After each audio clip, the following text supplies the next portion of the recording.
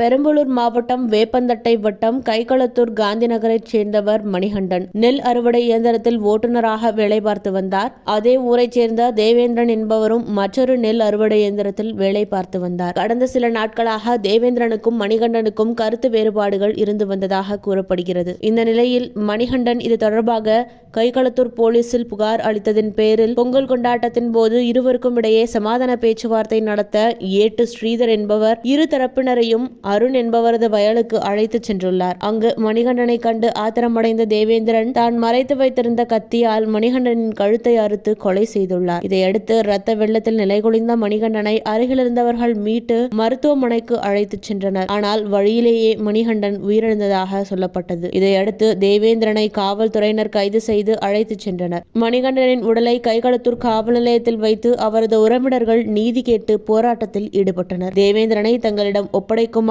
கொலைக்கு உடந்தையாக இருந்த ஏட்டு ஸ்ரீதர் மீது நடவடிக்கை எடுக்க கூறியும் காவல் நிலையத்தை முற்றுகையிட்டனர். இதனை அடுத்து திருச்சி சரக டிஐஜி வருண்குமார் மற்றும் பெரம்பலூர் போலீஸ் எஸ்பி ஆகியோர் போராட்டத்தில் ஈடுபட்டவர்களிடம் பேச்சுவார்த்தை நடத்தினர். அப்போது கொலையுண்ட மணிகண்டனின் மனைவிக்கு அரசு வேலை வாங்கி தருவதாகவும் கொலை செய்த தேவேந்திரன் மீது தீவிர நடவடிக்கை எடுக்கப்படும் என்றும் உறுதியளித்தனர். மேலும் இச்சம்பவத்திற்கு உடந்தையாக இருந்த ஏட்டு ஸ்ரீதரை சஸ்பெண்ட் செய்து உத்தரவிட்டனர்.